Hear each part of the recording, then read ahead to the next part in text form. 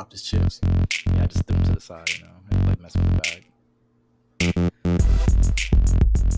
Hello, welcome. This is episode 73 of So Well Spoken. With me is Mike. Yo. And Angelus. Yer. We haven't had an episode in a very long time. Bruh. September.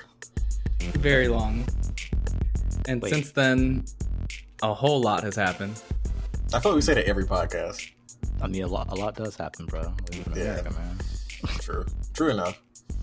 Even though on this side over here, it's felt like I've been living the same day for like 9 months. Damn, must be nice. Must be nice. It's not. It's like that California weather. There's not very distinct seasons. So like a day in December, like this whole week has felt like it could have been March. Jeez. Because this morning I was freezing my ass off. So like it's gotten a little colder, but it's like in the 60s, so it's not truly cold. That sounds pleasant. That sounds pleasant. Well, that's how it is over here. What do you want? You can't get mad at me for that. However will you guys cope? That aside, it's been rough. But the big news was election night, November 3rd. Trump lost. He lost a lot. Yeah. Took the big L. He lost, and then he set himself up to lose like for perpetually. months and months. Just a habitual L taker, bro. Like flashing back to election night, it seemed like his initial strategy was to get a lead on election night and then call the election on election night. But unfortunately for him, he never held a lead that would allow him to go through with that plan. So it seems like they started, just playing it by ear at that point. And his setup of telling his supporters not to trust mail-in ballots and to go in person kind of backfired and set him up to slowly fall and have this really slow, agonizing defeat instead of just losing and dealing with it. Poetic almost. Yeah. And then once that plan B was clearly not going to work, it was on to plan C, where he was trying to tell some states to stop voting, stop counting the votes. Stop counting the votes, yeah. That was a and wild then telling one. other places that they need to continue counting the vote, like Arizona, where he was behind. Stop the vote. Man, that whole week was wild. It was like I wasn't sure if America was going to survive or not. Still don't, but I mean, still don't. but no, I mean like the liberal idea of America. Right. There's a liberal idea of America? Yeah. I think America the past few years has like been okay with most liberals. I mean, before the past 4 years. Like the Obama administration, they act like that was a utopia or something. In retrospect, yeah. I mean, relatively. Yeah. But still, he then tried to sue in the states where he lost by close margins. And then he touted the idea that the Supreme Court would be his like ace in the hole because he put 3 judges on the court. And so like, of course they would overturn an election for him in his mind. And they would not even consider the case. And ultimately Georgia, Arizona, Wisconsin, Michigan, and Pennsylvania did not go his way. Gang, we out here. So it was Georgia a little gang. bit of a coup, a little bit of an attempted coup. A little bit. Yeah, Tiny bit of a coup. And luckily, I guess, the worst case scenario didn't happen. I mean, it's still up in the air a little bit. Yeah, I mean, I think a lot of it had to do with the fact that he's just like freaking incompetent as hell. So like, a coup just wouldn't work in his favor. But like, if we had like a competent person in Trump's stead with all of his qualities, it'd probably be successful. That'd be really depressing. But we didn't. I'm gonna take my little small victories I can take from it, dog. Because I was. It's November really 3rd. crazy that our last line of defense was like the Supreme Court. It's like, all right. And it did go all the way to that point. Yeah, it's like, where this they is a brought the great case to governmental them. system we got here, It's pretty good. All those checks and balances, boy. The funny thing about it was like an agonizing week of election night, though. Like, I don't know, because everybody was like, I'm not gonna look at it because I already know I'm gonna be disappointed. And I said the same thing, and I got home, cracked open a bottle of wine. I was like, let's go, let's do this. Fuck it, I'm watching it. And when I woke up the next day, I was like, when I went to sleep, I was like, fuck this shit. But when I woke up the next day, I'm like, oh, this shit's still going. And I forgot about the mail-in ballots and stuff and how late they were going to be. So I forgot like it was going to like take longer and longer and longer. I was like, oh, we might have a chance, you know. And by the end of that week, when Georgia started turning a little purple, I was like, oh, hold on, Georgia of all people. Now, noted that Georgia turned blue back when Bill Clinton got elected, so it's not like unprecedented, but it's been like 20 years since that, you know. So almost 30 actually. So Yeah, and they've been doing some hardcore voter suppression out there too. Yeah, hardcore. So, but we also had a warrior in our corner, Stacey Abrams, and the rest of the gang, and the rest of the black women, I should say, that led the voter registration in Georgia. Got like what I want to say almost 800,000 people registered to vote, and that alone probably just skyrocketed. And plus, people are tired of Trump too. But you know, considering the delicate spot that Georgia's in as a state in the South when it comes to political leanings, it's a big step. Now we got some other stuff. I don't want to get into it too far, you know, the senatorial stuff, but just that Georgia turning blue was so amazing to me. I did not expect that at all. I expected it to like go blue for a minute and then go red, and then I'm like, yeah, of course, Georgia.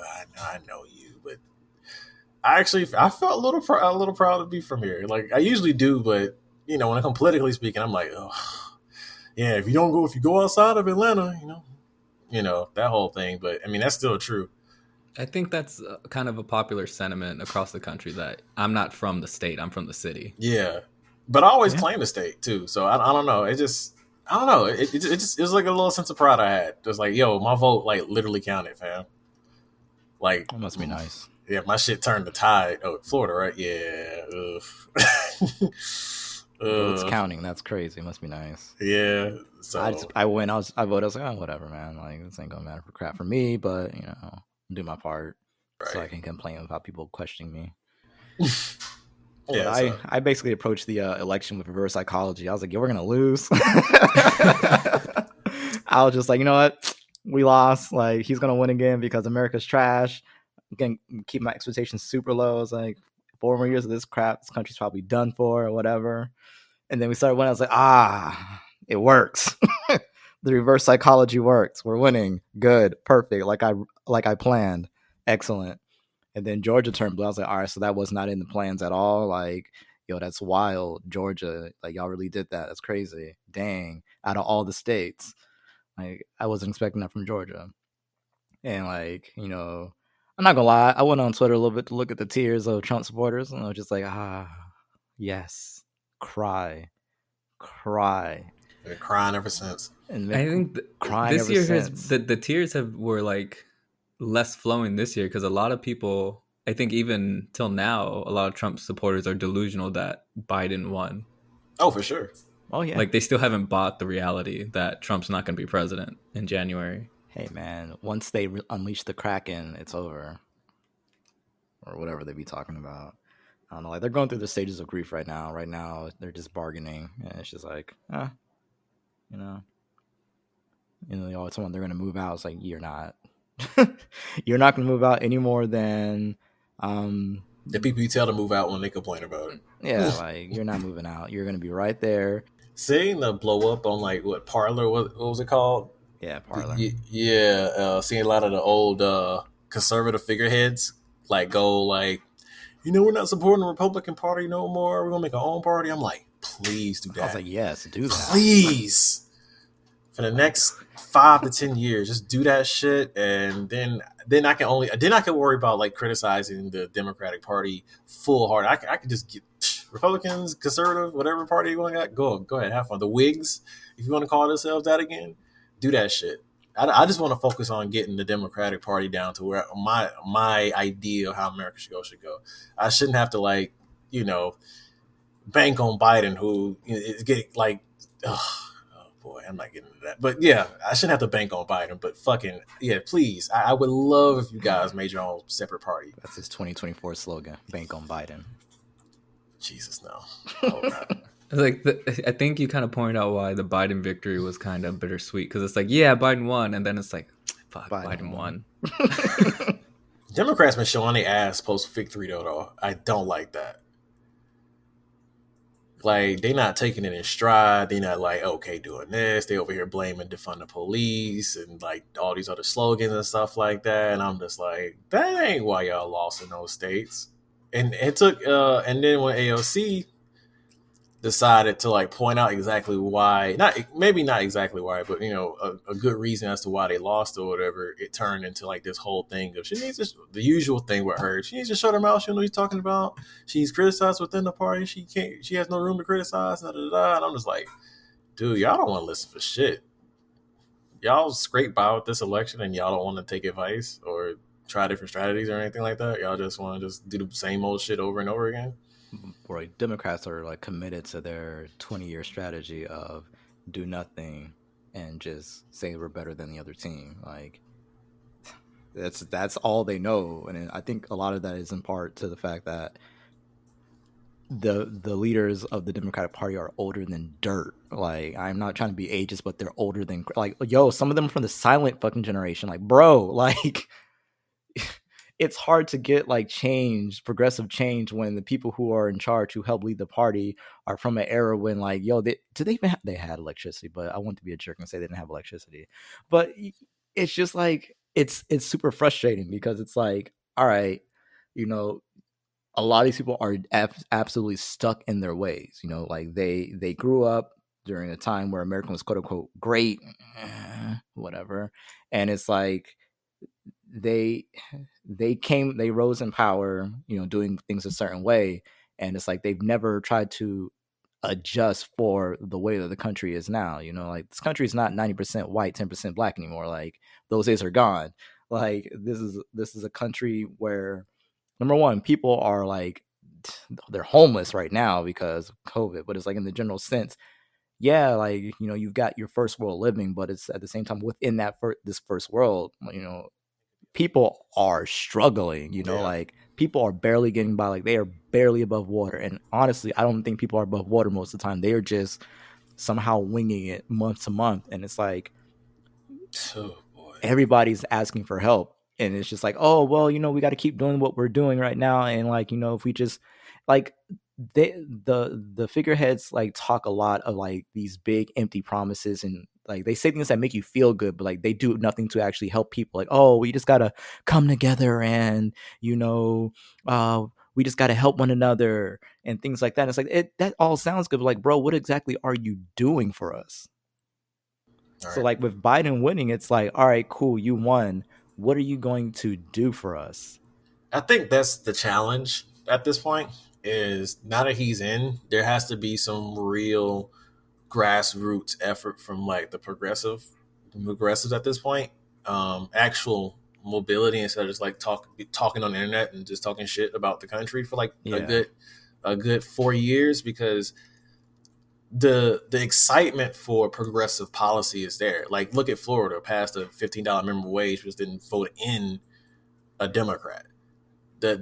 That dichotomy there is something to be looked at and be studied, because it means that people want to vote for this stuff. It just has to be sold to them properly, Yeah. not with like empty promises. Just like, hey, look, we're trying to get you in a position to where you can live better. Da da da. You know, it's easily sellable. People want this stuff, like healthcare, et cetera, et cetera. People want this stuff. We just can't, as if you're progressive or leftist, you just can't sit on your laurels this go around. We can't pull a Obama or whatever. And I think with Obama specifically, I think we kind of get it on the progressive side a little bit too much, saying we didn't do anything those 4 years, 8 years or whatever. It's like coming into that, we were a lot more excited. This one, we're a little bit more cynical, a little less naive.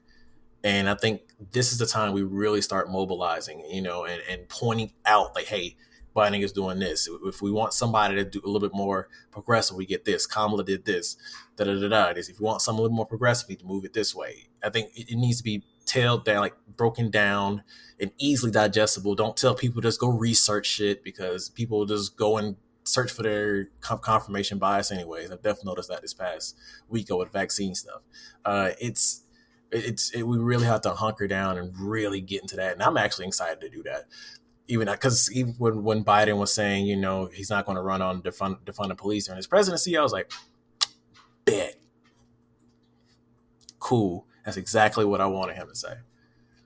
I would rather him actually try to do something with that, but he's stuck on reform the police, giving money. I'm like, all right, cool. This is what we're going to be. This is what we're going to be actively working against for the next 4 years. Is not to dismantle his presidency, but to show better alternatives. And hopefully, there's a lot more younger people running in the next 4 years too. Yeah, we definitely need younger people running. And one thing I think that like progressive and leftists really need to look at more, I'll probably say just Democrats in general, honestly, is that the Democratic Party, they seem to like place all their hopes and dreams on the president. It's like, oh my God, if we get this perfect president in, we'll get all these changes and it'll all quote unquote trickle down, and it's just like nobody thinks about down ticket, nobody thinks about their local elections. Like we don't do that enough. And it's like the president is not a king. Like he just can't just go, hey, we're gonna do this. Doesn't matter, what the other branches of the government say. None of that. We're just gonna do this and it's done. That is my word. My word is law. And like that is something that Democrats struggle with, is really informing their voting base that the president doesn't do everything. Like he needs his team behind him. He needs, politicians, Democrats in in all the states that are necessary to get the Senate, get the House. That's how you pass things. But like time and time again, you see, especially with unfortunately younger voters, they just think that, oh my God, we got the president we wanted, or, in this case, we've got Biden. Yay, all the work is done. The great evil's been defeated. And it's like, no, it hasn't at all. Like, yes, Biden won, but like currently right now, the election's coming up, but right now as it stands,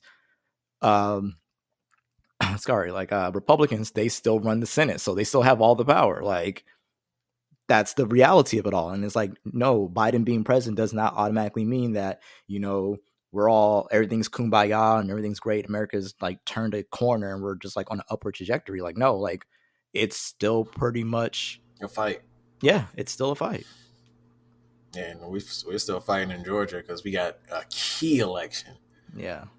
Warnock and Ossoff. Yeah, that decides the fate of the Senate. Yeah, and looking at the debates they had, well, Ossoff didn't really actually have a debate because Purdue didn't even show up. But yeah, just looking at that, like two people really decide what Biden can actually do in office his next 4 years. Yeah. And whether or not Mitch McConnell stays in his position. So when is that runoff? It's early voting starts today, I think. Right, babe? Mm-hmm. Yeah. So early voting already started. I have to sit in my absentee ballot. I still haven't gotten that. You can check up on that. Yeah, so I've seen people like out and about today, beeped at them or whatever. They had their Black Lives Matter sign and all that good stuff. And it's like, yeah, beep, beep. Yeah, we'll vote, Because I'm exhausted of this whole process, but I mean, the work has to be done. Progress is something that's tiring and exhausting, but it has to be done. And I hope we get it done because I can't do Mitch no more, dog. Like, even when Trump was actually trying to get like some stimulus, that man still said no. I'm just like, yo, this dude is fucking evil, fam. Like, beyond. Like, he's the arch villain of these last 4 years. It wasn't necessarily Trump. He was like the side, the what is it? The minor boss before the big boss or whatever. Mm-hmm. This nigga, Mitch McConnell's fucking like, I don't know. I can't even think of it. The Gannon. And he's Teflon in his state. Yeah. I don't want to say why I think so, but go ahead. He can't lose in Kentucky. Kentucky, big. And so as long as the Republicans get the majority in the Senate, he's good. Well, yeah. He's gonna die one day, even though it seemed like it was a few years ago. If you look at him. Yeah, man. If you're in Georgia, man, go out, get registered. If you haven't already, go early vote. Let's bring this home, man. Let's actually do some good work because we started good. We just got to get these other two guys. As much of an uphill battle it is, I think we can actually do it. I think there's a good chance of it as well. Yeah. I think a lot of Trump's base has been demoralized and probably won't. That's what I'm hoping. Because looking at Kelly Loeffler, even though she's like I know like Republicans love their little swing words like radical, liberal, etc. Whatever. Seeing her performance that night, I'm like, yo, she's not even. I don't see how she's drumming up her base to do anything other than just the same thing they've been talking about since Purdue and Loeffler up talking about Georgia. Oh, oof! I'm gonna say this real quick.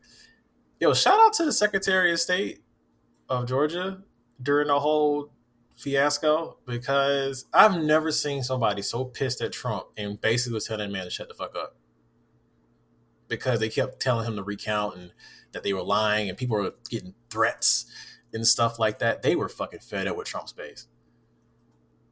And that outside of like anything else I've seen, like that was the most divergent thing I had seen the entire Trump presidency was the Secretary of State basically sticking to his guns, didn't kowtow to like the pressures or anything like that. He just said, and the voting commissioner, they were both just like, no, we're not gonna.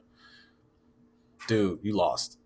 And they stuck to it. They said, we gonna recount it, but you lost. And, Republican or not, apparently we probably got some views we don't share, but shout out to y'all for actually to y'all guns because a lot of Republicans are, as you're seeing these past few weeks, are just like, yeah, it's rigged. And then they're just falling under the masses' feet pretty much. Do you say shout to Republicans?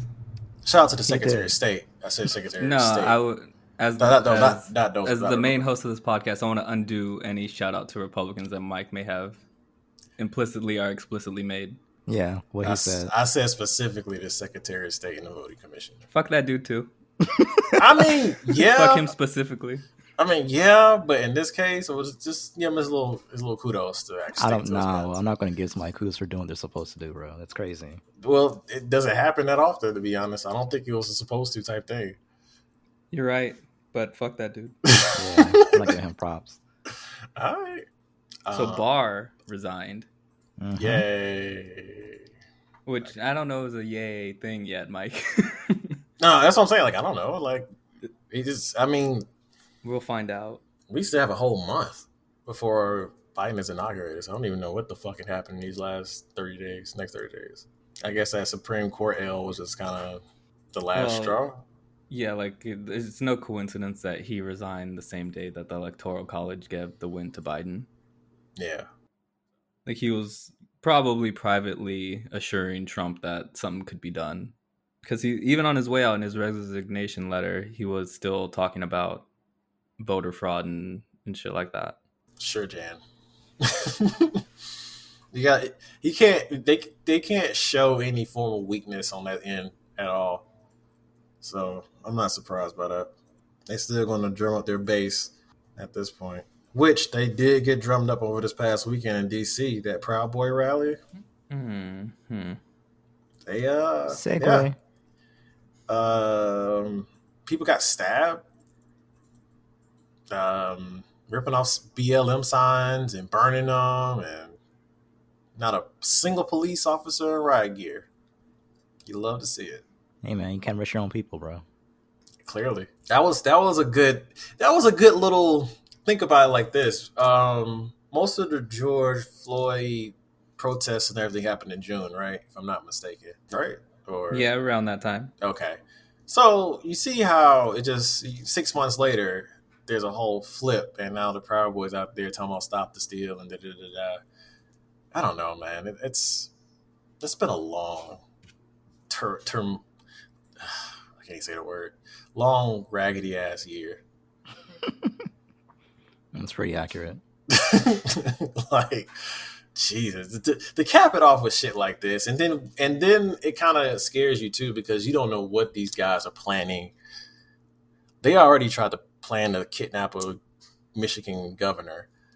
So at this point, you don't know what these fools are up to at this point. Like, Biden probably is going to have to, if he really wants to calm these clearly, domestic terrorists, do anything about them, he's going to have to probably work with the FBI and do some shit. I doubt it. But because I can see them being some real problems in the next 4 years, too. They're getting way too bold. All right, enough of politics. What's up? What else is going on in the world? We lost Alex Trebek. RIP to a great. to a great one. A great host, had a great sense of humor. I used to love watching that show because of him. Yeah, that's a great game shows in general, man. I know I wasn't one of those guys that wanted to like be on Jeopardy or anything like that, but he always made it look fun, especially like when you saw like the more recent episodes where like they'd be like the most random, like nerdy question. He'll like say it with such enthusiasm. I like that. He didn't really like talk down on anything like that. It was just like, oh, Al Trebek said something about fucking Megan Thee Stallion. I don't know. Like, yo, he was really enjoyed his job. You could tell when he came back after after his initial when we first found out he had prostate cancer, and he took a quick break and came back. The quickness that he came back was like, wow, like, dude, that's something. Pancreatic cancer, you know. Was it pancreatic cancer? I'm not sure. It was pancreatic cancer. Yeah, that shit's. Ugh. Shout out to the boy, Alex Trebek. This is Jeopardy.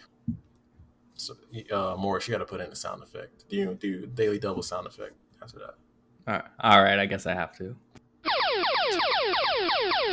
What else is going on? Sports. I haven't been keeping up with shit, so I don't know what's going on. Outside our beloved Lakers won the NBA title. Oh, they did. Shout out to LeBron, GOAT. That's the tweet. That's it. Yep.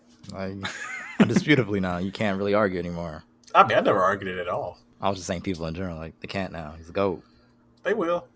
Yeah, you know the bubble got an asterisk to it. Yeah. So. And for the first time since the 80s, the Dodgers also won the World Series. Congrats. So it was a good sports year for me. So are you just going to, like, every time I see you, going to wear a different Dodgers hat, Lakers hat every single time? Yeah, I bought a bunch of championship gear. So if you ever see me again, I'll have like 3 of those things on. Jesus Christ. Oh, boy. Seeing you come into that damn restaurant with that damn Lakers hat was hilarious. Like, damn, this dude was not kidding. He was not kidding, man. Oh, my God. Shit. So the COVID's still here, still around, has not gone anywhere. Unfortunately. And in between our last podcast and this podcast, my like coronavirus depression and regular depression and my anxiety had all been like, they all threw like a party at once, and I had like the worst, I would say like the second, maybe third worst like mental health episode of my life in between our last 2 podcasts, which is a big reason why we didn't record for a while. And it's hard, like I was saying earlier, because every day feels like the previous day. I don't know how other people cope with their mental health issues, but like I know when it gets bad for me, one of the like the silver linings I always try to tell myself is, you know, to just make it through the day. And then with me, at least personally, sometimes it's as simple as just going to bed and waking up enough times that you get back to your normal. And it could just be like a day-long thing, but like my most previous episode felt like it went on for like weeks. Like I can't even have like a depressive episode right now because everyone is dealing with crazy shit, and I'm aware of the privileged position that I'm in to not be like a healthcare worker or even like someone who works at a restaurant who's waiting tables during a pandemic. Like I know the stressors on my life is not extraordinary, especially right now, because everyone is dealing with the baseline of coronavirus fucking up their life to some extent. And for me to like, it feels almost selfish to like feel depressed right now when it's like, I don't have to go and wait tables. I don't have to go drive for Uber or DoorDash and none of that. And it's just like, it was beating me up pretty bad. And I'm on the other side of it now, thankfully. I felt like I need to talk about it because of the huge break we took between episodes. People I talk to in real life and people I talk to online on various websites and shit, there's a lot of anxiety and a lot of depression going around right now. And it's normal. Almost sad to say right now, because everyone has this looming weight of the coronavirus on their shoulders. No matter what else is going on in your life, everyone has at least that. And I've seen a lot of people who haven't expressed their battles with depression in the past or battles with anxiety in the past have now vocalized it, because it seems like it's just all become too much at this point in history. And like, if it weren't for my friends and family that I have close by, I know it'd be a lot harder. So I know there are people out there who are completely isolated going through this and don't have a support system that they normally would have without the coronavirus, you know? Like, there's a lot of people who can't go and see their mom or their dad and like let them know what they're going through in person. And that's huge, you know? It's really big to be able to just have someone tell you, like, I know what you're going through, and like get some physical contact. So I just wanted to like put that energy out there, because it's not easy. It's not in your head. Right now is a very hard time. And even though there seems to be a little bit of light at the end of the tunnel now that the vaccine news has come out and that's starting to be distributed, whenever you go through episodes like that, seek help if you need help. If you could get it, don't be afraid to talk to your friends or family about this, because it only could be easier by letting people try to help you. It can't get harder. Like, it already feels like the world's collapsing around you. Like, letting someone know that's how you feel won't make it worse. And with that being said, how have you been, Mike? Whew. Damn. That was a damn, Moris. Honestly, kind of trash. My demeanor doesn't show it. I've been really good at kind of like acting above my depression and anxiety for a lot of my life. So you don't really see it on a day to day, but it's definitely kind of been weighing on me this year, especially because me particularly, I was losing jobs all year. This is like the job I'm on now is like my 5th job this year. I've never went through some shit like this before. Lost my car this year. Like, even when I get behind the wheel, I still have a bit of anxiety. I was just thinking about that today. Like, dude, I'm tired of feeling anxiety every time I drive. Like, shit like that. I moved out of my mom's house because that situation wasn't going to work out. So I'm with my girlfriend now, but then now because I'm going through so many jobs, I really want to, help her and help, get the house fixed up and their apartment fixed up and stuff like that. So it's a lot. It's a lot. And so I haven't done really anything creative too much. I stream every once in a while when I kind of feel like it. All the creative juices I had, they simply don't exist at this point. And at this point, I'm kind of just wanting to kind of get back to a sense of normalcy that I know I won't really get back in the same sort of way, because my entire situation is different now, So yeah, it's been a long year. Glad to say I'm blessed that I've had the multiple opportunities to, work and stuff like that. Cause really I want to say around October, that's when I hit my lowest low. Like, I was just like, I am not making any money. I'm dipping into my 401k, just not just the job hunting process in this atmosphere. Like, I was literally out of work for like how many months? From like late May to like early October was when I was really just feeling it. And so I'm glad I'm now in a better spot. Actually living with my girlfriend is probably the highlight of all that. I didn't think it would be because everybody was kind of scaring me out of it. But yeah, that's like, she's been my rock, and I really appreciate her a lot. She just gave me a middle finger, so I don't know. Damn, babe. But no, she's really been my rock. And like, anytime I feel like bad or whatever, just seeing her smile and kind of just being next to me just kind of just eases me a bit, so I can just kind of keep, not the facade, so to speak, but just kind of keep up the stiff upper lip and, just kind of keep on pushing. At this point, I'm really just focused on just getting my shit together, because I hate how this year completely demolished all of my plans for whatever I was going to do, and now I'm just like, oh well, got to rethink everything. And some of it was my fault, some of it wasn't my fault, and it wasn't completely COVID related, but yeah, it was just a year, and I'm glad to see we got a vaccine on the way. Not really enthused by people saying they're not going to take it, but I mean, hey, distrust into the medical field is something that outside of like the hardcore conspiracy theorists or whatever, I understand. But yeah, it's been a long ass year, but I'm kind of seeing the light end of the tunnel here. So I'm ready to keep on moving. Desperately need therapy on next year. I think a lot of people are in that boat. Like once my benefits and stuff kick in for the new job, like I am finding the first therapist I can find, because Jesus Christ, I've needed one all year, but just hadn't been able to do it. And the last therapist I had, I think their situation kind of switched. So yeah, it's just, I desperately need one next year.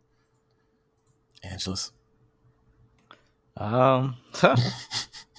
2020, what a year. Let's see. Got furloughed. That was really cool. Still furloughed.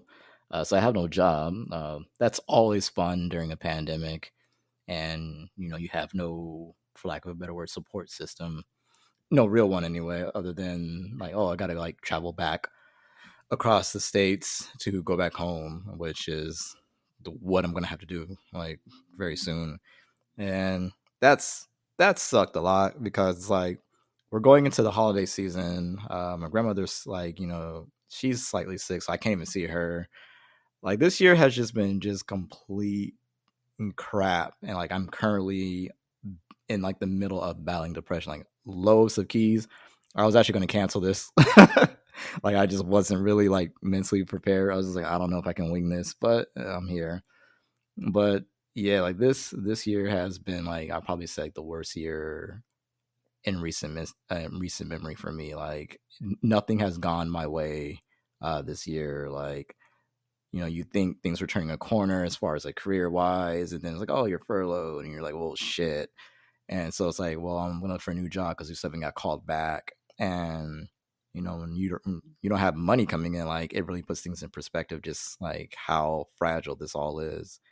And it's like I don't want to burn through my savings at the rate that I'm going. So it's just like I have no choice but to suck it up and move back home, which is not something that I really wanted to do ever. But it's got to do what I got to do.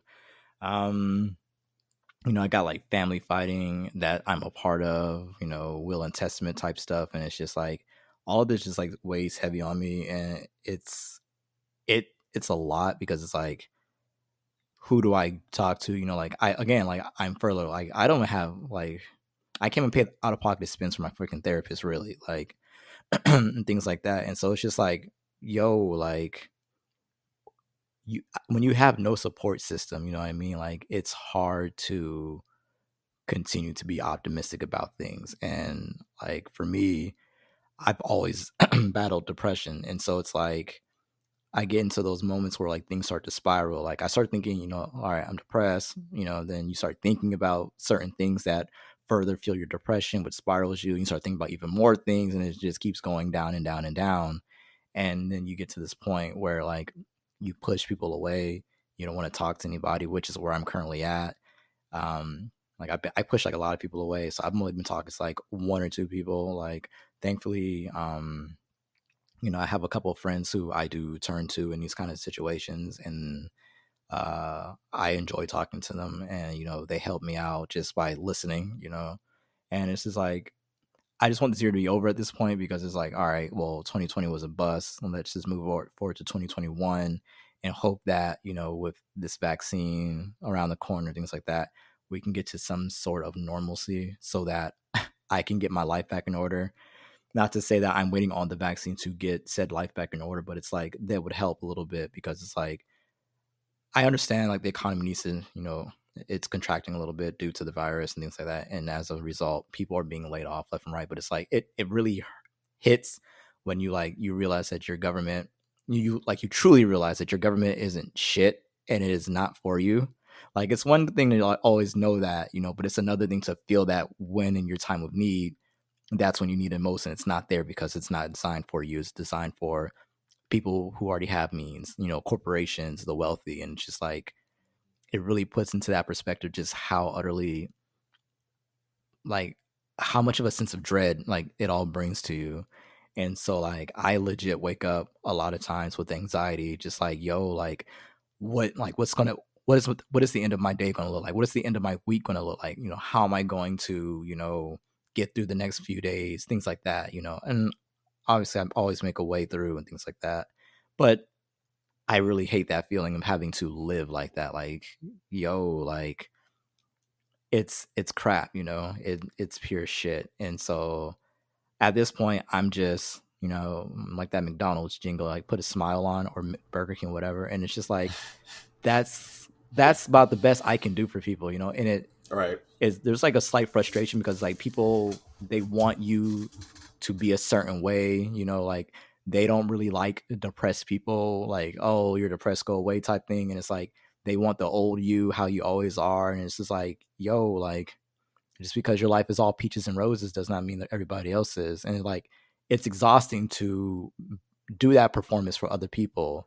Yeah. And so it's just like, it's easy for me just like to push people away. It's like, all right, like I'm just going to stick to myself, ignore phone calls from people that I'm just not trying to talk to and things like that, until I can get back to a place mentally where like I'm good and like I can, be, be communicative with other people, be that person that they know. And it's just like, as it stands right now, like I'm not. And it's like, I don't know when it's going to get better, so like I really hate talking to people because, the very first thing people say is, what's wrong with you? Why are you so sad? And it's just like, motherfucker, are you not looking around? Like, what do you mean? Like, this has been a really shitty year. Like, our country's in a really shitty place. And it's like, it's frustrating. But again, I'm making my way each day. And so that's all I can do. And just hoping that one day, all the work that I'm putting in, like looking for a new position, things like that, it pays off. Because it's like, I can't sit here and wait for, a job to be like, hey, you guys, we're back off furlough. Like, oh yeah, no, you can't do like, that. Fuck yeah. that shit. So it's just like, I just got to do what I got to do and make the best move for me. Yeah, it's I think the more pastoral genetics in me are kind of just like, just thinking like this is a grand reset button on a lot of shit, and it often sucks every time it happens. Like with me, I got one thing I said this year is I'm tired of like starting over and shit like that. But I think this is probably the one time that starting over isn't just affecting one person, but a lot of people. And I think this is the moment in time where either we nut up or shut up, and not in like a work hard bootstrap kind of sense, but just more like wanting the material conditions for everybody to be better. And you may see a lot of people saying they don't want to do that shit, but it's like, I think this is the moment right here and now that we have to fight for material possessions to be better. Because I'm looking around New Zealand and shit, and they're doing great. They're having fun. I saw a fucking tournament in Japan with Tekken and stuff like that. I'm like, damn, I want to go back to playing Tekken and stuff like that, and not feel like that shadow of COVID over my head. So I think this is a moment that we can kind of look at our lives and see that for us and for other people that are struggling with depression, anxiety, and stuff like that, that we need the material conditions to be better, because it should not be this hard for everybody on this country to just go on a day by day type thing, like at all. And I'm praying and hoping that all of us that are suffering can get the help we need. That our conditions and situations get a little bit better. I know they can. So I want everybody listening to this podcast to really just, not take inventory, but kind of just be to yourself for a while if you need to. Don't put up a facade if you need to. Just really just be yourself for a little bit. I learned to tell people, hey, I'm not doing okay right now, being honest. And I tell like straight up, like, look, my year, what I've been through. I'm not feeling it. But I'm still pushing, and that's all I can do because that's all because I want more, I want better, and I want better for everybody else. So like, just I think this is a time to really just be not to be comfortable with yourself, but just be truthful about yourself and what you're going through. But and if people don't understand it, fuck them. People want to talk down on you or pretend like they're not going through shit either. Fuck them, because at this point, those type of people aren't meant to be in your life for like ever. They're just here just to kind of be a distraction to your own happiness, I feel like. So I want everybody to try to, we if you've lost loved ones this year, I'm sorry to hear that, and I'm praying for you. And hopefully you can get through this entire situation. Hopefully this vaccine will, do the work, and the government, distributes it properly. I know that's a lot of people scared about that, but hopefully, once we can see the light of the tunnel, when it comes to COVID, maybe everything else can improve. So, yeah, that's my aspirational speech for today. And like, I know that my outlook is generally kind of pessimistic, and it's just a different kind of hurt when a lot of the challenges you're facing are only this bad because of the other people in your country. Right. Because like you were saying, people in Korea, even Wuhan, like threw that giant party after they pretty much got rid of the virus through quarantine and social distancing and mask mandates. And there's large amounts of people in this country who still don't even think the virus is real. Right. Like, and that's such like a spit in the face to everyone you share this country with, the people you share your city with, and like the people who walk the same streets as you and drive the same roads. It's such like an utter disrespect to make everyone's life this much harder just because for whatever reason you don't think the virus is real or that bad, or you don't need to wear a mask, or you could go to a party and it's not that big a deal. And like that goes for the know nothings who go all over the place without a mask and cause a fuss, and to the celebrities posting their like get-togethers without consideration of what most of this country is actually going through. Right. Yeah. Like it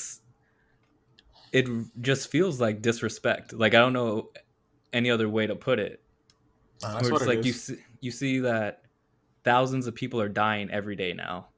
Like the most, like we're losing as many people a day as died on 9/11 pretty much now until until January sometime now, because the infection rate is so high.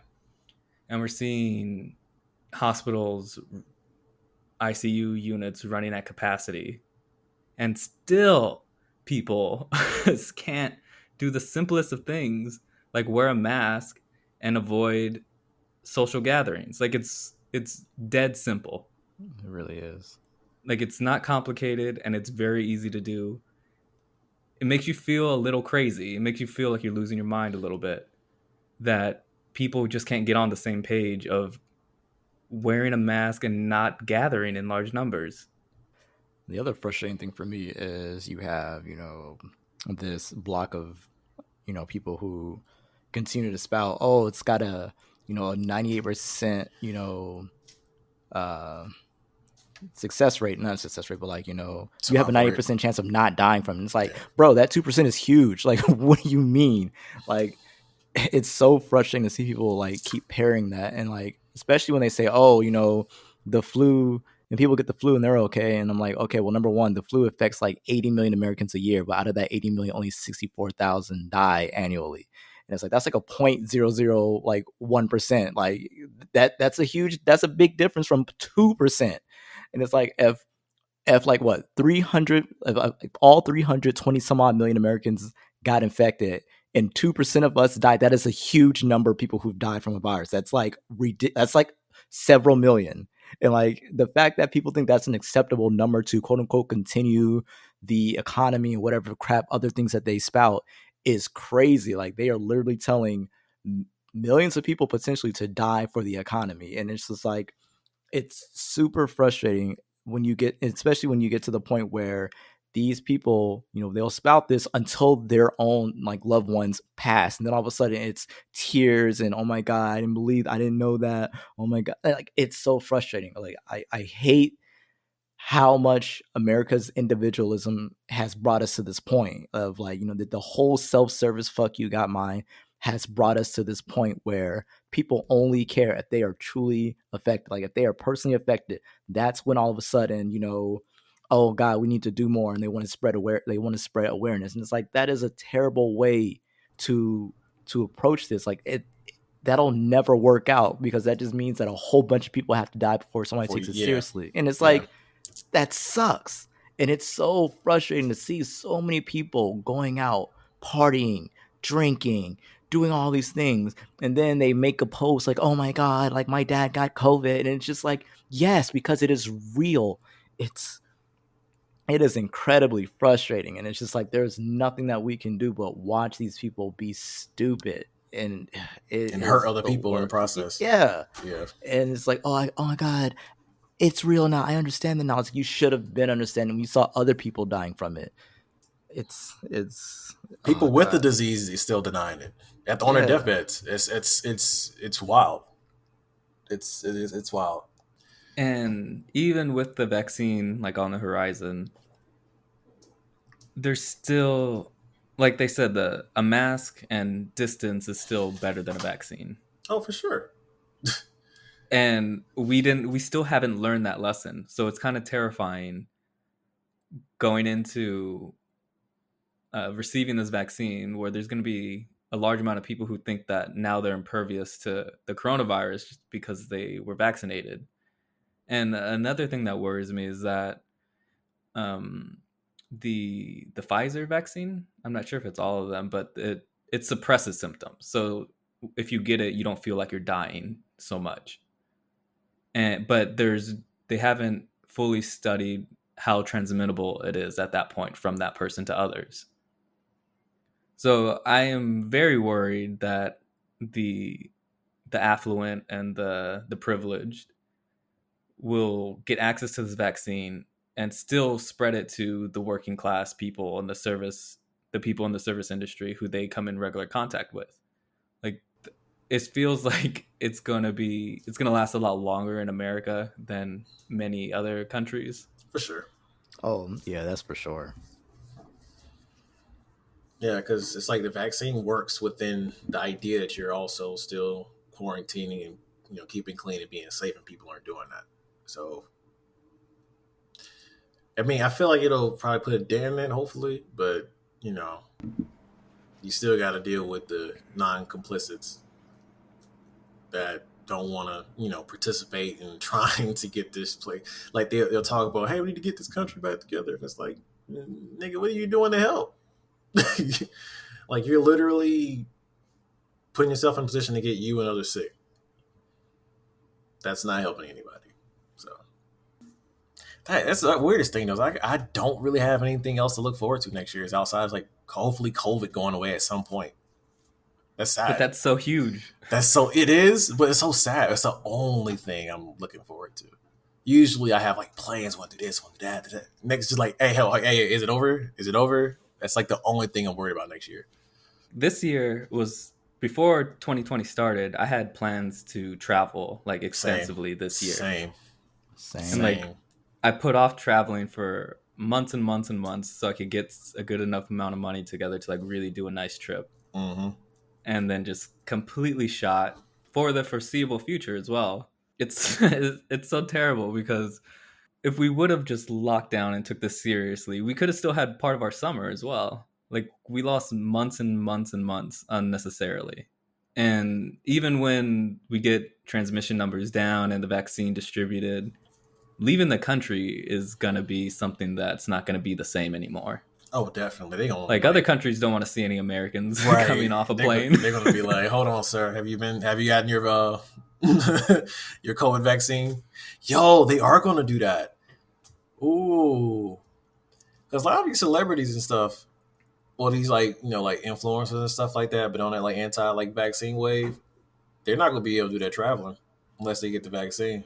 Let's just hope for the best at this point. I guess there was something good things that came out of this year. There was some good music this year. I haven't listened to all of it because it's due to depression and anxiety, but I listened to some stuff. I like some of the music. What have you been listening to, Mike? Well, I just listened to my top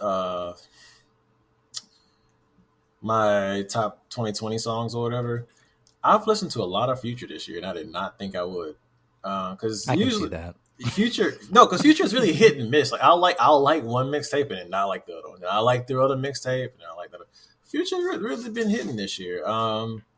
Let's see. Let's look at my top 10. That's not anything that's old. That Dealer song by RMR Rumor. It's a pretty dope song. Hard to choose one. Ballin' by Roddy Ricch. Um, Sada Baby, Sada Baby, Sada Baby. Drake had some bops this year. Actually, but the thing was, I'm glad he delayed his album because I actually liked a lot of his stuff this year, and it would have been a little bit too much for me. Duke Deuce, of course. I hated that we had COVID. I really wanted to fucking turn up to Crunk Ain't Dead in the club. Oh my god. 21 Savage project was dope. Love that. I think that's it. And I was listening to a lot of City Girls this year too. Surprisingly, wasn't expecting that either. Oh, and Moneybag Yo, that's the other guy I've been listening to a lot too. So pretty good. But I haven't listened to everything because I'm realizing that I don't like whole album projects like that much anymore. So I don't have the patience to listen to a whole album. But nice little playlist. Yeah, mine's been all over the place. My Spotify was like, "Hey, you listen to 144 new genres," and I'm like, "There are that many genres?" Like, Yeah. I've just been like, the thing is like, I've legit just been listening to rap, and I'm just like, wait a minute, where are these other genres coming from? Like, I've tried to expand what I've listened to this year, mostly because it's like a lot of mutuals will post random music, and I'll just click on it, and like if I like it, I'll put in my likes and listen to it like throughout the day, or if I'm coding, things like that. So like I've been listening to like a lot of French artists, even though I don't know what they're saying. For all I know, they could be saying we're going to kill Americans, and I'm just sitting there vibing like, yeah, murder them. No. Like, but no, like I've just been. I think this year I've been listening to like a lot more like really down tempo chill music as opposed to like 2019 where it was like a lot of more like aggressive rap. Like I don't know, like I feel like music wise, like I'm just, they say like once you start getting to your late 20s, stuff like that, like you solidify the genres that you like, things like that. You don't really venture out, but like I find myself venturing out more and more, like just to find things to listen to. It's just like, and Spotify is like really good at suggesting things like, hey, you like this song, here's this song, and you're like, oh, this is pretty good too. It's like, oh, cool, did you like that? Here's this song. You're like, oh, okay, cool. And it's like, here's a whole playlist. You're like, oh, well, all right. And so like next thing you know, you've added like 642 new songs, and you're like, where did this all come from? But hey, music is great. But I have run into the downside of the streaming, era, is that when there's a song that you want and none of the platforms have it, you're sitting there twiddling your thumbs like, all right, gotta, crack open LimeWire and As a person that uses YouTube Music, I've gotten that a lot. Trust me, I know. Yeah, it's just like, I'm like, I'll be singing a song like, oh, listen to that, and I'll type it in. Oh, it's not on any freaking streaming platform. Like, all right, well, time to go acquire it temporarily. And temporarily, yeah, man. This is a podcast, bro. Chill. Oh. What about you, Morris? I always try to listen to as much as I can, but I usually go like months without listening to something new. But end of the year, I always go through those end of the year album of the year lists that various publications put out. The Avalanche's new album's really good. That came out just a couple days ago. I've listened to like only that for the past week. Early in the year, the Tame Impala album came out. That was pre-COVID, so I have good like memories associated with that album now. It was like the last album I was really into before the world fell apart. Yeah. Okay. The Freddie Gibbs album with Alchemist, still listen to that a lot. And Melee by Dogleg, which is an album I've introduced to a couple people in the chat, which I'm happy about because that's not something, music like that's good is very rare. at least in my opinion. Right. Yeah, I agree with that. And a bunch of like random singles from a bunch of different people. Because like you said, even though time is in abundance right now, it's hard to find yourself in a mood where you want to just like sit down and listen to something. Right. It feels like you have to be productive and there's nothing to be productive with. So I end up wasting most of my days. Killing me, dude. Like, that's the thing I hate about like not having a job is feeling like you need to do something, and then you really can't really do it because you're like, either you've already done it already, or it's like, or it's just, I don't know, you just don't feel like doing anything too. So it's like that's been my whole mood this year. So like that's definitely why I haven't really listened to much music. That and not having a car, because the car is where I mainly listen to my music, and I haven't really had that. I just like hearing like the different instruments in the car with the bass and everything, and just turn it up, having the window down, and I miss that feeling so much. And even though there's been not many parties, there's been so much good party music. Yes, I want to hear WAP in the club. I mean, I'm pretty sure people have. Yeah, well, they definitely especially have. in Atlanta. Yeah, but I haven't, and I haven't. I want that experience with people not worried about COVID. You know, just like the old days, the olden days, where people just didn't give a fuck. I mean, they don't now, but they don't give a fuck about anything. Like there isn't any situation necessarily that's going on, like worldwide. Just like, hey, look, we're up in the club. There's some hoes in this house, 7 days a week. You know, I'm not going to do the Ben Shapiro thing, but yeah, I want to hear that in the club because that beat is like dope. Just hear that doom. Just like I remember, I was sitting in the apartment and they had the window open. I heard it and I'm like, damn, that shit sounds dope from like far away. Like the beat, like damn, and like it's not my favorite song or anything like that, but it's just like it's definitely a song I want to hear in the club. Definitely that Crunk Ain't Dead, a lot of Sada Baby stuff. You know, that's one thing I'm surprised I actually missed this year was the club because I'm not really like the person that just goes I go like twice a month maybe. That's a lot, man. Is it? Yeah, it's a lot, bro. Really? Is it a lot, babe? Twice a month? Yeah. It's a lot. Really?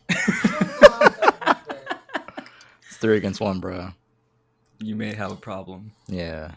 Gotta reevaluate yourself now, man.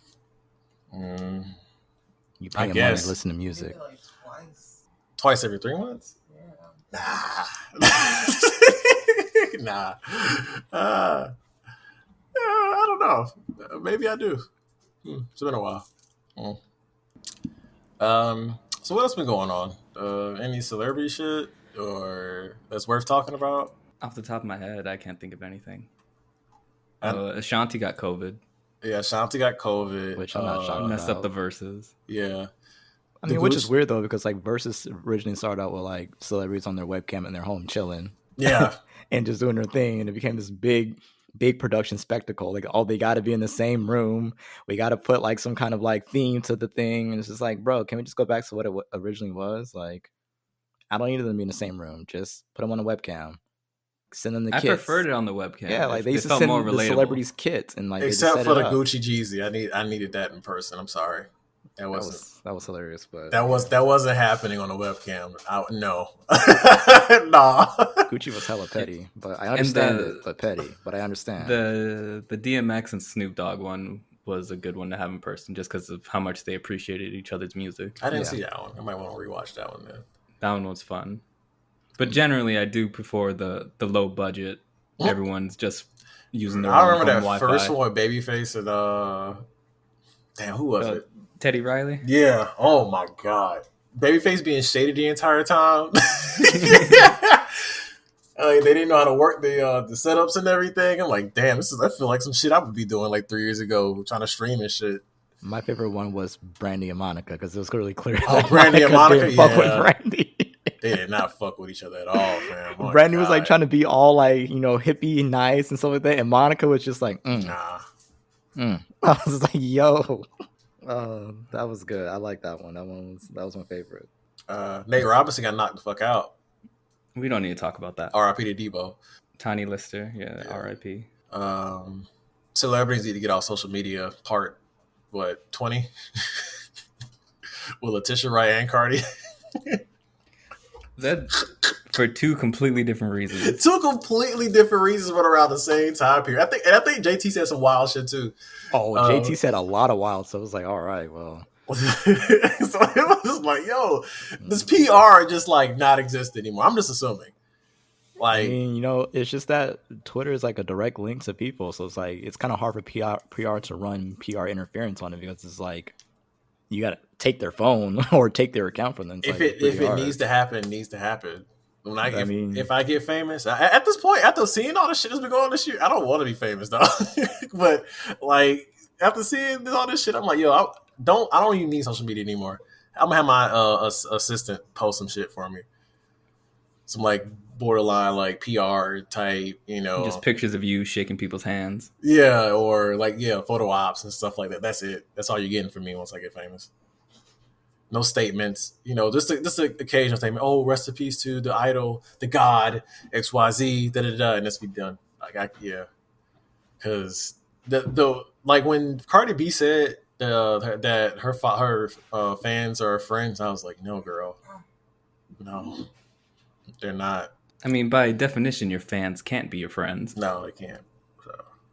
So it's and them being quick to call like cancel culture and shit. This is the same old shit. We talked about it before. We don't need to go into detail about the exact issues, but it's just like they just need to get off social media. yeah. Also, shout out to Offset for defending WAP. That man's had a year too. Jesus. Yeah. I mean, you really have to be committed to cheating to cheat while you're in quarantine. Hey man, for some people, cheating is a whole lifestyle, man. That's crazy. But I mean, hey man, Cardi seems to be letting him do it. Not really letting him do it, but taking him back each time. So it's like, I don't even think the last time was for cheating though. I think though she just wanted a break or something. I don't know, man. She was pretty aggressive about the whole divorce thing that time. Like, I don't believe anything she says anymore. hey man, love is a powerful drug, bro. I know. Yeah, but SoWellspoken.com. also don't get Cyberpunk on PS4. Buy Hades instead. Great game. Actually, I'm probably gonna get that as my Christmas game. Everybody Good sees game. It's a great game. I'm glad more people are playing it. It's great. Shout out to Trey. And you know what? I'm gonna play Hades when we're done here. That's good. I've been playing Soul Calibur. Also a good game. I've been playing Yakuza 7 or Like a Dragon. I heard that was pretty good. Is it the RPG one, right? Yeah. Yeah. The end of the year was really kind of like flaccid when it comes to games. All the stuff I was excited for, I'm just like looking at it like. Actually, this year was a lot of that. I was excited for Cyberpunk. I was excited for Last of Us 2. Spider-Man. I don't think I was gonna get that on PS5 if I ever got one. What the fuck else dropped this year? Was it Resident Evil 3? That was earlier this year, no? Yeah, it was. I don't remember, honestly. It's been a blur. A lot of COD has dropped. Yeah, and it's nothing like the Modern Warfare, so I just said no. Hey, as a matter of fact, Modern Warfare started bricking my PS4. So The newest one? No, last year's. The good one. Yeah. Yeah. It started bricking my PS4, and like I thought it was like my system was just overheating or whatever, but no, it was like specifically that game. It was just like cut off, and I couldn't turn on my system like a few hours. So that's done. So I can't play that anymore. Go get a PlayStation 5. You know what? As soon as one becomes available, I would definitely like to go get one and play Demon Souls. Great game. Yeah, but that's about it on the gaming side of things. That's all I want to add. I forgot about Cyberpunk and stuff. I want to bring it up. Don't get that shit. Wait, if you're gonna buy it, wait to get it like a year when it's like on Steam sale and they fixed all the bugs, and then you could and enjoy all the mid. I got it on launch day because of the bugs. I wanted to experience the bugginess for myself. Oh no! Why? I got money. And I got the money back. But yeah, after experiencing it firsthand, like I don't know if there's ever going to be a time where that game is what they advertised, but it probably will be interesting in like 6 months. Yeah, I watched a video on the Xbox One S version. I was like, yo. This looks terrible. Like games like that, I think are PC games though. Wait, what did you get it on, Moris? I was playing on PS5. Yeah, because the updated version of that hasn't come out yet. Yeah. Yeah, so I was playing The PS4 version. Yeah. Hey man, at least it ran better than the actual PS4 version, boy. Yeah, I Did would it? hate to run on PS4 because it was Yeah, I man, was still that thing crashing ran and terribly on PS4. It was like 20 I was frames gonna a watch the second. Digital Foundry episode on it because I just wanted to see what would happen. But damn, that's Yeah. I don't think they're gonna be able to No Man's Sky this one. Nah, no. this is just pure That shit, imitation of old hardware. Yeah, that shit looks baked in. Like, Like I was watching the Digital Foundry, the one they just dropped like 4 hours ago, and it was the Xbox One X version, and like there is a part in the in the beginning when they first walk onto the city, like they hop into a car and they just drive down the street a little bit, and the game freezes for a minute and 20 seconds, just flat out stops before it like picks back up. I've And it's just never like, waited long for a game to unfreeze. I would have been so upset, yo. I would have been like, yo, I want to fight somebody for this. And somebody who's played like New Vegas and Skyrim and everything, that's amazing. And it has the worst of all time first person driving mode. Like you cannot play the game first person while you're driving. Like, what's exactly? Because I remember y'all talking about it in the chat. What's exactly wrong with the driving? The perspective of the driver is like you're driving from the back seat. So the screen is Excuse mostly me? you mostly see the interior of the car. Okay. And so like you got the pillars on the left and right, and you got this giant dashboard Future. taking up most. So like you barely see the road. And you got that weird ass the cutoff peripheral thing they be doing Uh-huh. in racing games too. Ugh. Okay. All right. So I was like 6 hours in. I got into a car, and the game stopped letting me switch to third person perspective while I was driving. So the game became unplayable. Dang. Damn. Yeah, this is one y'all should get on PC. Like, if you have a decent PC, I should say. Yeah, no, literally wait for the game to get patched like a year from now, and wait till it gets on like Steam sale, and then play it on PC. Yeah. And Or probably you can wait for the next gen update that comes out. Like, I think they're targeting February. yeah. Like, you can do that. But if you have a last gen system, a PS4, Xbox S, and wait for the modding community to kind of get a 100% Yeah. patch in there too, because you know they will. like, bro, you're better off just playing Grand Theft Auto 5 and pretending it's Cyberpunk if you're playing it on PS4. Like, And Grand I'm Theft gonna be Auto real with 5 you. is still kicking. Hey, I'm pretty sure you can find like some hover vehicles in that. You know, some cool. You clothing. can. The Oppressor Yeah. Mark II. In retrospect, Grand Theft Auto 5 seems like a marvel of game developer. Yo, in because comparison to this game. outside of like the online being glitchy as fuck or whatever, like that first week, the main game, the story stuff, whatever, I've never experienced anything bad in that game, like ever.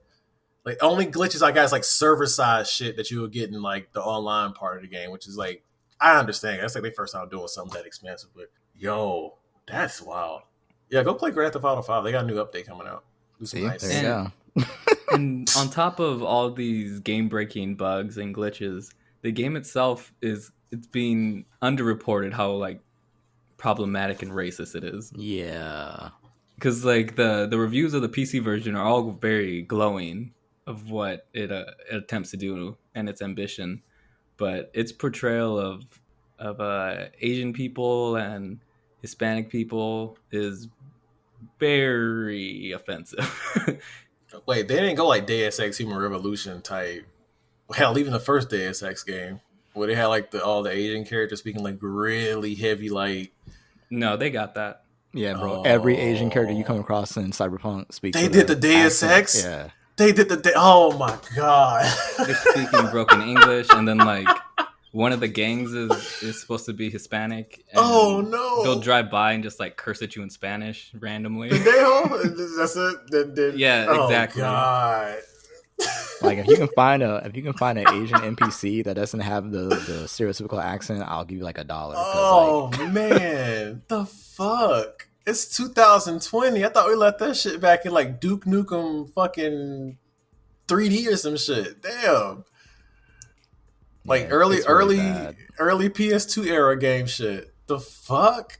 Yeah, like to me, in my opinion, it definitely veers on a little bit of xenophobia because it's like, you know, it makes this illusion that, you know, Japan has like swooped in and like taken over America in large segments, like in the production area, manufacturing, things like that. And so you have like this influx of like Japanese Americans in Night City or whatever the hell they call the city, and it's just like you see Japanese signage everywhere, and a lot of it's like just straight up weeb crap. Like it's not even like good like signage. It's just like basically what weebs think when they think of Japan. Like it's so bad, and I'm just like, yo, what is wrong with y'all, man? All right, never mind. Because you can't put no anti-racism mods in the game. Actually, no. Because real talk, like these mods. Except I got a mod for New Vegas that basically revoices all the characters. Got like the same voice actor, and it's like legit good. I'm sorry, they could probably do some actual good shit with that if people love the game enough. If the actual core is good enough, but I don't think anything can fix that. That's. And the shooting kind of sucks too, honestly. Like I saw that. It looked kind of trash. Yeah, I was like, yo. Yeah, CD Projekt Red aimed a little too high with that shit, and a little too low, it seems. Yeah. Coming from The Witcher 3, though, that's kind of wild to me. Yeah, I mean, yeah. Granted, The Witcher 1 was kind of rough, but kinda, man. You're really nice. It was rough. Yeah, it was rough. But yeah, I don't know. SoWellSpoken.com. Follow us on Twitter at So Well Spoken Pod. We haven't had anybody try to steal our name in the past few months, so that's good. This is like prime start of podcast season, so that didn't happen. To do. Yeah, so I'm surprised it hadn't, but we're good. It might take us another 3 months to find another episode, depending on how the next few months go. I'm not doing anything, so don't look out for nothing from me. I'm just playing fighting games, and that's it. That's all I'm doing right now. All right. All right. See you guys next time. Yep.